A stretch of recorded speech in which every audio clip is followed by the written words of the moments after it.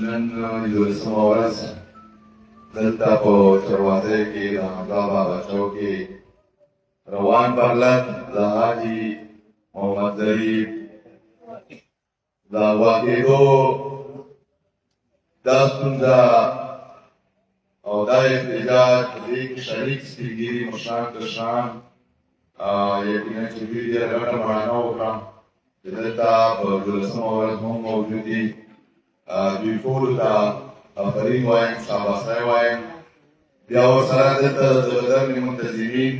چې هغو سره اوس هم زیات لوړي دي او انشاءالله العزیز موږ ورسره په دې هغه کې ولاړ یو بیا دلته راغلي د زنخخېلو مشران مخکې خو به ډیوایډ اینډ رول خبره به وه او هغه ریاستونو او د حکومتونو زمونږ په خپل منځ کې داسې سره تقسیم کړي وو چې یا بېخیلو په شکل کې سره تقسیم کړي وو یا یې مذهبي ډلو په شکل کې سره تقسیم کړي وو یا یې د پارټیو او د سیاسي ګوندونو په شکل کې تقسیم کړي وو خو شکر الحمدلله اوس یو داسې وخت راغلی دی سوشل میډیا منځته راغلې ده دغه یو ګلوبل ویلېج جوړ کړی دی دا دنیا یا یو قسم یو کلی تصور کړی دی لکه په یوه کلي کې چې دا خلک سره اوسېږي که په امریکا کې او که په لندن کې او که په پاکستان او افغانستان کې په بیا بیسس سره دا ټول خلک خبرېږي نو اوس هغه وخت را روان دی انشاءالله چې انسانیت ورسره چې پښتنو کې کومې ستونزې دي دا به ټیم په ټیم باندې ټولې سره هایلایټ کړي او پښتانه به سره په دې طریقو باندې یو کړي نو انشاءالله دا ډیوایډ اینډ رول د پښتنو چې کومې ستونزې دا به له منځه وځي ملګرو مشران هم خبرې وکړې او خاص دلته په ذمهواریو باندې خبرې شي دلته د دغه تحصیل لیول باندې د سیکیورټي ذمهوار سړی اول ایس ایچ او دی چې دلته څه هم شي که نه هغه ذمهوار ایس ایچ او دی بیا ورسره د ده افسر چې دی هغه ایس دی اسسټنټ کمیشنر دی بیا د دغه علاقې په سطح باندې چې ستا نماینده دی او خپل رای باندې ټاکلی دی هغه MNA او MPAs دي خو له بده مرغه دغه څلورو طرفه خو مونږ داسې څه ونه لیدل چې هغه مونږ سره لږه مرسته وکړه او په دغه کې منډه ووهلې دا منو چې دا ملک د زورورو خلکو په لاس کې دی خو کم از کم دا د زما خاورې خلک دي او دوی دا دوه خپې او لاسونه لري همدغسې بنیادم دي څنګه چې دا زورور خلک بنیادم دي همدغسې دوی هم د دغه سرکار د پاکستان نه تنخوا اخلي هغه هم اخلي نو دوی سره هم داسې فورسز شته داسې سپایان دي او داسې په مختلف کټیګریز کې خلک شته څنګه چې هغو سره دا خلک دي نو لہذا دوی که په دې یی چې مونږ نه یو خبر نو ته خو نه یې خبر خو ذمهواري خو ستا ده که نه ورشه زورور نه پوښتنه وکړه چې دغه دا څه کیسه روانه ده نو دا خو سره د منلو خبره ده نه چې په دغه سوشل میډیا دور کې یو کس خبر نه سرکاري سړی چې یاره او بیا ذمهوار هم وي خو که ډېره مجبوري وي نو ستا به دا مجبوري چې زه کمزوری یم او هغه زورور دی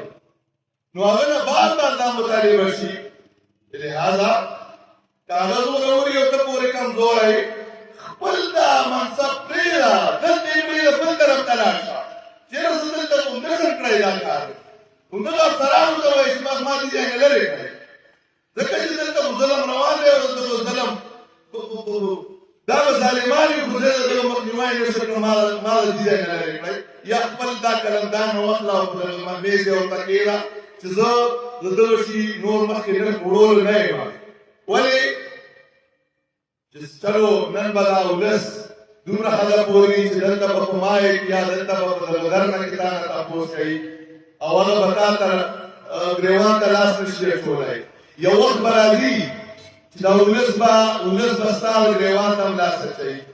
یو وخت به راځي چې ستا دا اکا چې دی دا کوم چې زورور ځان دی او هغه ډېر زره پښتانه ځان سره قوتخانو کې اچولي دي او دا پتې نه لګي چې یاره دا ستا په کومه ګناه کې اوچت کړي دي یا دا ته دا نه یې چې د دغه لپاره عدالت هم شته دی یا د دغه لپاره خپله یو محکمه اداره ده انویسټیګیشن شته مختلفې نورې طریقې دي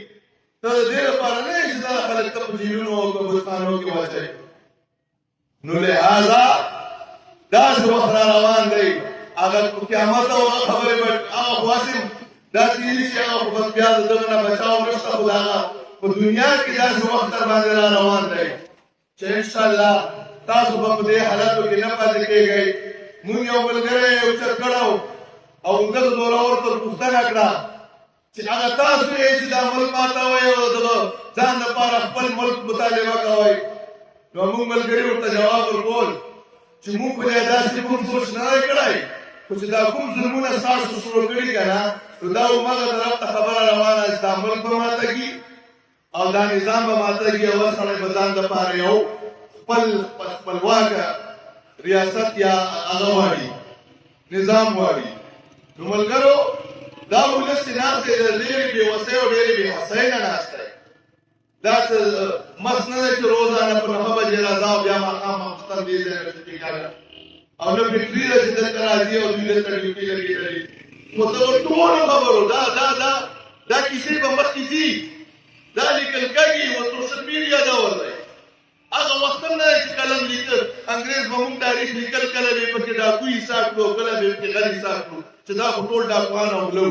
نه اوس هر څه په سکرین باندې ښکاري او دنیا ته ښکاره کوي. نو ملګرو خبره د ذمهوارۍ ده. نورو ریاستونو کې په دومره عمر کې زه خپله په ملیشیا کې پاتې شوی یم چې په کوم کور کې پاتې کېدم مخامخ کور کې یو 15 سپین ږیري وو. نو ما تپوس وکړه هغه خلکو نه ما یاره دا څه کیسه ده یو کور کې دومره سپین ږیري وی چې دا کور یې د سپین ږیرو لپاره نیولی دی او دلته یې وله نوکران نیولي دي او ده وله د میډیسن نارواله هر قسم سهولت دلته په دغه ځای کې ورکول کېږي. کور نه یو هسپتال غوندې او دلته موږ سره روان دي په دغه ایریا باندې چې سپین ږیری به اوچت شي